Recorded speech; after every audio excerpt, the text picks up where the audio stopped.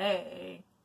Tonight we're throwing together a quick dinner that's balsamic chicken. Erica, I've made this in the crock pot several times and you've really loved it. And you can make it a little bit fancy, you can make it simple. Tonight we're going simple because Mama's hungry. This is one that you can cook in the crock pot for hours. Just do exactly what I'm doing, but throw it in a crock pot on low for hours. How many hours are hours? Crock pots are easy. You can go 4 hours, 6 hours, it's fine. You can similarly do it in a pan on really low for several hours. I'm going to do this in a pan low for an hour or so because I'm hungry. I like to do this with chicken thighs. It's the best. You can get boneless chicken thighs on sale really cheap. That's actually what inspired me to do this tonight. I found boneless chicken thighs for $1.99 a pound. This big giant pack cost me $6.50, and it's certainly going to be 3 meals. Breaking that down, that's about just a little over $2 a meal, and I'm not going to add a whole lot else to it. What I am going to add to it are some spices. I have some onion powder because I'm too lazy to cut up onions. If I had no onion powder, but I wanted to cut up onions, that would be better. If I had no onions or I didn't want to cut them up and I had no onion powder, why then I would live without it. I have some basil, dry basil. Dry basil is a nice thing to have around. Fresh basil is a nice thing to have around. Once again, if I have neither, don't substitute some green thing from the cupboard and think it's the same. Skip the basil if you don't have it, but it's a nice spice to have around. I am going to add garlic powder. Always have garlic powder around. I could add some fresh chopped garlic. I would add some fresh chopped garlic, but I'm in a hurry, so I'm not going to. And I just have a little ground pepper here. I have it in a cool jar, but most people have it just in a pepper grinder. I'm going to take a bowl, and I'm going to mix up some spices in it. I'm going to mix up a pretty good handful of spices. I'm going to smear it all over my chicken thighs. I'm going to put them into a pan with a little olive oil. I'm going to add some balsamic vinegar, and I'm going to cook it. It's that easy. If I wanted to get a little more clever, I would mince up some garlic, I would dice up some onion, maybe I'd use fresh basil, but again, I'm going to throw this together quickly, and this is a recipe where your taste isn't going to be compromised that much by those little differences. Balsamic vinegar, for whatever reason, really does a nice job with ketchup, with chicken. I don't know why. I mean, balsamic vinegar is a strong, strong taste, but the chicken really balances it back out.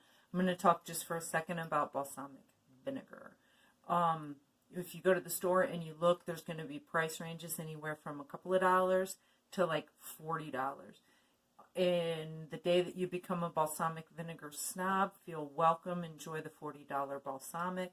But in this case, I usually buy a relatively inexpensive store brand. I use it a lot, so I keep it around. It's a nice thing to have around. Bear with me for a second. I'm going to hit pause while I dump these spices into the bowl and smear them onto my chicken. But before I hit pause, I'm going to add about 1 portion of each of these. And when I say 1 portion, I grabbed a teaspoon, and I'm going to use 1 teaspoon of each. If I used a little less than a teaspoon, a little more than a teaspoon, if I use my hand, that's fine. But let's go with 1 teaspoon of each. I'm going to be a little skimpier on the pepper, and I'm going to be way skimpier on the salt. I'm going to use about half as much.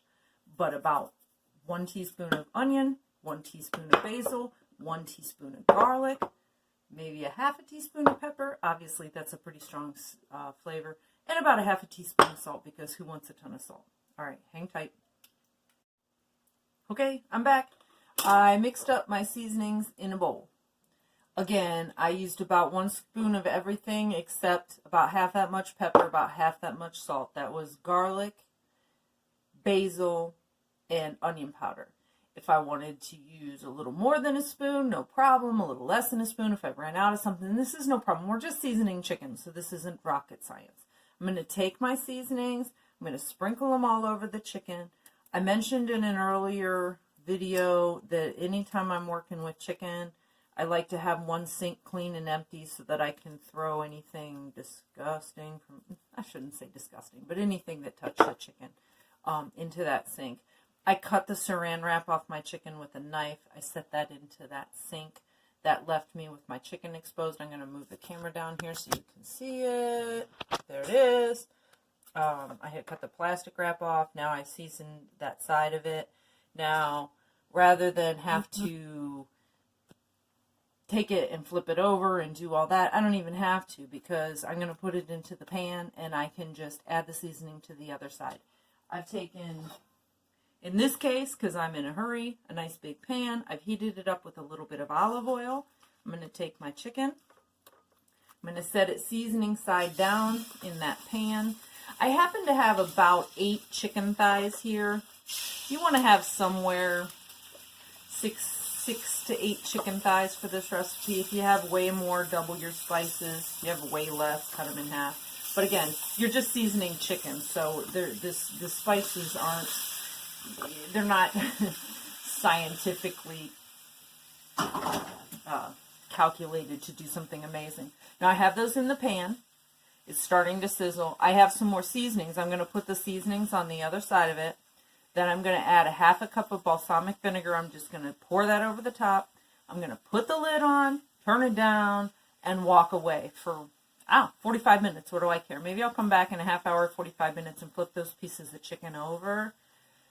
But within an hour or two, maybe 2.5 hours, they're going to be nice, soft, and tender. I can turn the heat up to make it go faster. I can turn the heat down to let it go slower. I can do it in a crock pot. Once I have this chicken done, it's going to taste delicious. Erica, you've had it a few times. It's great. It goes great with potatoes. Again, tonight, I'm hungry. I'm going to take a potato, wash it up, cook it in the microwave, and put it with this. And that balsamic drizzle is going to go great on the potato. It goes great with brown rice. It goes great with quinoa. It goes great with noodles. You can really serve it with anything. Of course, some vegetables, because we all love our vegetables. And that's it. It's just that simple. This is the balsamic chicken. Super easy, super quick. Well, not super quick if you do it in a crock pot. Quick to prepare. It takes a few minutes to really let all those flavors meld together. Okay then, bye.